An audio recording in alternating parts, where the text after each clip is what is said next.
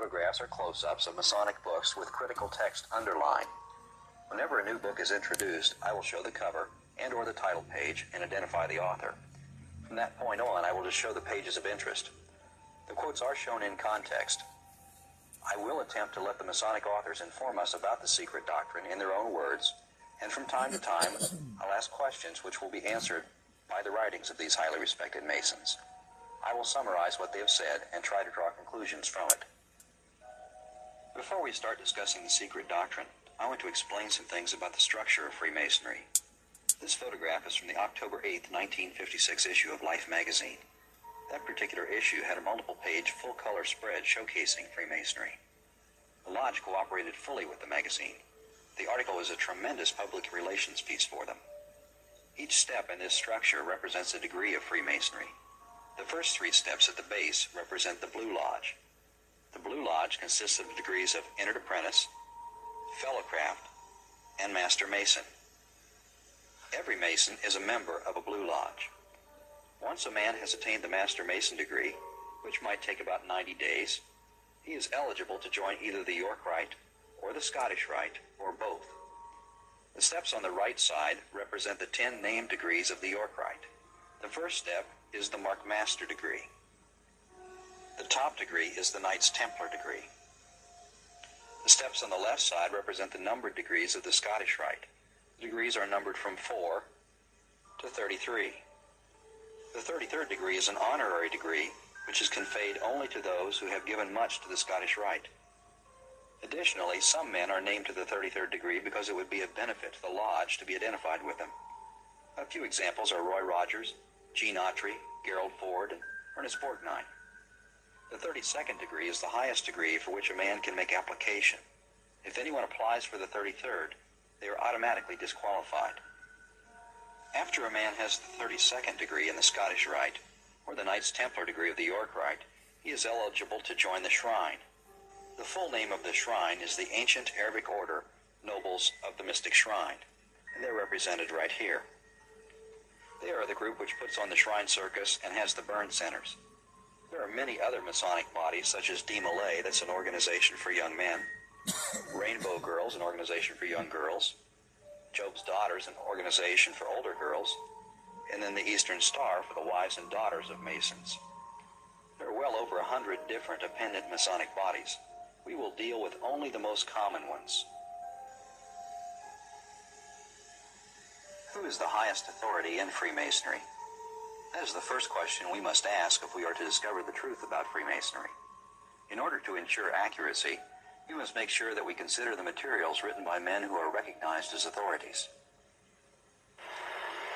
This is the building which houses the Grand Lodge of Indiana. Anything that occurs in any Blue Lodge in Indiana is under the auspices of this body.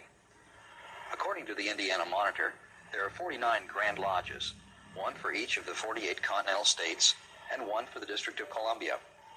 Alaska is under the jurisdiction of Washington. Hawaii is under the jurisdiction of California. The head of the Grand Lodge is called the Grand Master. The head of each Blue Lodge is called the Worshipful Master.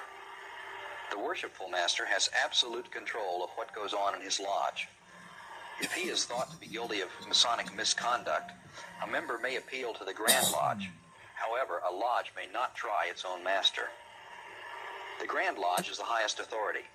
Only the Grand Lodge has the authority to issue charters for new lodges, and only they can pull a charter. Every Mason belongs to a Blue Lodge. What is the true nature of the Masonic Lodge? What type of an organization is it? Many people, in fact most people, believe that the Masonic Lodge is a social or a fraternal organization. In order to discover the true nature of the Lodge, we are going to look at a declaration of principles adopted by the Grand Lodge of Indiana. This is the Indiana Blue Book of Masonic Law. We can see that it's adopted by the Grand Lodge, Free and Accepted Masons of the state of Indiana. And when we look at the bottom of the page, we'll notice that it's published by the authority of the Grand Lodge of Indiana. There is no higher authority. This is a book of Masonic law. It was published by the Grand Lodge to regulate the operation of the Blue Lodges, and other states have similar books. Notice at the bottom that this is published by the authority of the Grand Lodge Free and Accepted Masons of the state of Indiana. It's dated 1953. This is page 5 of the Indiana Blue Book of Masonic Law. It lists a declaration of principles of the most worshipful Grand Lodge of Free and Accepted Masons of the state of Indiana. And this was adopted in 1939 and revised in May 18, 1949. So far as it furnishes additional inducement that men may foregather in numbers, thereby providing more material for its primary work of education, of worship, and of charity. We see that each man raised to Master Mason in Indiana is told that the purpose of the lodge is education, worship, and charity. The fine print at the bottom explains that the Declaration of Principles is included in the monitor to refute willful misrepresentation. The second line that's underlined in red says, "It impresses upon its members the principles of personal righteousness and personal responsibility." At this point, we run into just a bit of a problem because the Bible states, "As it is written, there is none righteous, no, not one." The Lost Keys of Freemasonry is highly regarded by Masons and Masonic authorities. Later we will see an endorsement of it. Manly Palmer Hall just died in 1990, and he was a highly respected Masonic author and lecturer. Keep in mind that we're still trying to find out the true nature of the lodge. This is the title page for the Lost Keys of Freemasonry. It's by Manly Palmer Hall. We notice he's also the author of Masonic, Hermetic, Kabbalistic, and Rosicrucian Symbolical Philosophy. And we're going to see that book later. Notice down at the bottom that it is published by the McCoy Publishing and Masonic Supply Company. That's the leading Masonic publisher and supplier. This is page 19 of the Lost Keys of Freemasonry. And I want to show you Hall's opinion of the lodge. He says the Masonic Order is not a mere social organization, but is composed of all those who have banded themselves together to learn and apply the principles of mysticism and the occult rites. This sign is on the front of a Prince Hall Masonic temple. That's the Black Lodge. Notice that the word temple appears on the sign of this lodge.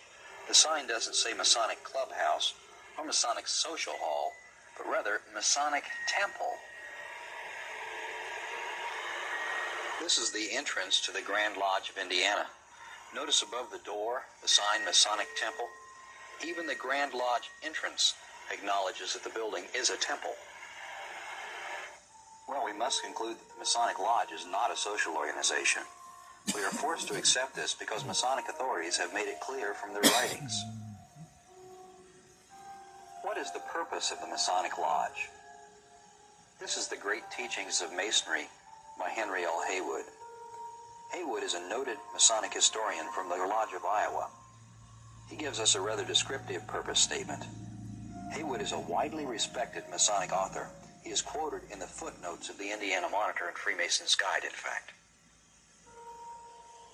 This is the title page for the Great Teachings of Masonry by Haywood, and we note at the bottom that it also is published by the McCoy Publishing and Masonic Supply Company.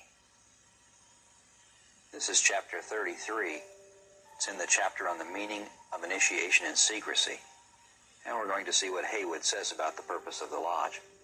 He says the fraternity itself exists in order to keep fixed on a man a certain set of influences and in order to bring about certain changes in the world, etc. Its secrecy is a means to that end and helps to make such a purpose possible. That really doesn't sound too bad, does it? Well, we'll come back to this quote later. After the secret doctrine is fully understood, the words of Haywood will take on an ominous meaning. At this point, however, we don't understand them. The problem is we don't have a Masonic paradigm. A paradigm is a model, pattern, or example which explains our understanding of something. We attempt to match new situations with one of our existing paradigms. We are often limited in our understanding when we assume that one of our... This is page 38 of the Indiana Masonic Monitor. It's also known as the Indiana Monitor and Freemason's Guide. We're going to look down at the bottom of the page. It says, the legend of the third degree. This is the most important and significant of the legendary symbols of Freemasonry. It has descended from age to age by oral tradition and has been preserved in every Masonic rite practiced in any country or language with no essential alteration. So we have a document from the Grand Lodge of Indiana that clearly states that the legend of the third degree is the most important symbol of Freemasonry. There's more information on the legend of the third degree and on page 144 of the Indiana Masonic Monitor. Let's look again at the bottom of the page. And they write, "It was the single object of all the ancient rites and mysteries practiced in the very bosom of pagan darkness to teach the immortality of the soul. This is still the great design of the third degree of Masonry." The top of the next page. "This is the scope and aim of its ritual. By its legend and all its ritual, it is implied that we have been redeemed from the death of sin and the sepulchre of pollution." Now, this is a book that's given to each and every Master Mason that's raised to Master Mason in the state of Indiana. Please pay careful attention. They tell each Master Mason that by its legend and all its ritual, it is implied that we have been redeemed from the death of sin and the sepulchre of pollution. Anything which is said to save a man from the death of sin constitutes a plan of salvation. I want to show you where that verbiage came from. Much of what we've just seen was originally written by Dr. Albert Mackey, a man who is acknowledged worldwide as one of Masonry's most respected authors. Here's the title page for a manual of the Lodge, or monitorial instructions. This book was published in 1862. However, it is still in use today. The Grand Lodge of South Carolina. This is page 96 of the Manual of the Lodge. The text we're interested in is in the center and at the bottom of the page. And we read, "It was the single object of all the ancient rites and mysteries practiced in the very bosom of pagan darkness, shining as a solitary beacon in all that surrounding gloom and cheering the philosopher in his weary pilgrimage of life to teach the immortality of the soul. This is still the great design of the third degree of Masonry. This is the scope and aim of its ritual.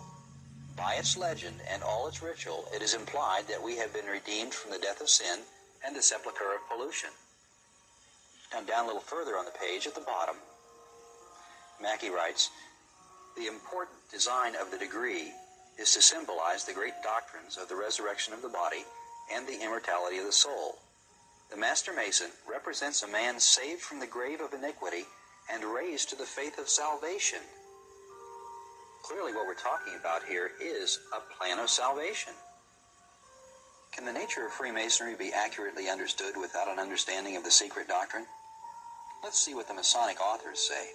Swinburne Clymer wrote The Mysticism of Masonry. Clymer is another of the medical doctors which are well-known Masonic authorities. This book was written sometime before 1924. This is page 48 of The Mysticism of Masonry. And Clymer writes in the center of the page, "The secret doctrine is the complete philosophy of Masonic symbolism." Clymer's statement is accurate. The true nature of the Masonic Lodge cannot be understood without having an understanding of the secret doctrine. Masonic author George Steinmetz wrote The Lost Word, Its Hidden Meaning. The book was published in 1953 by the McCoy Masonic Publishing and Supply Company, the leading Masonic publisher. And we can see that is the fact down at the bottom. George Steinmetz has written a series of books which end with the phrase "its hidden meaning." We see Freemasonry, the hidden meaning, the Royal Arch, the hidden meaning. In The Lost Word, Its Hidden Meaning, he says it was written with the primary purpose of delving into the secret doctrine in Freemasonry. On page 10, chapter 2 is titled The Secret Doctrine. We find the following. "The secret doctrine, being the real secret of Freemasonry, is not divulged even to the candidate. There is no machinery set up in the ritual for the purpose, and the secret doctrine itself is not even acknowledged to exist." We're looking at page 11, the next page, and a little further down, Steinmetz writes, "Officially, the ritual is all that there is, and no Grand Lodge will go beyond that fact and attempt to define the teachings of Masonry, nor will any Grand Lodge, to my knowledge, admit the existence of the secret doctrine, which is so openly discussed and written about by Masonic students and authorities on Masonic symbolism." Picking it up again on page 12 at the bottom, we read, "The secret doctrine in Freemasonry cannot be too strongly stressed, Firstly, because there are those in the order who, in their lack of knowledge, claim that it does not exist. Secondly, because the seeking Mason can gain no further light than is shed by the ritual itself until he starts his quest for the real secrets of the hidden mysteries of Freemasonry, and they are found within the secret doctrine.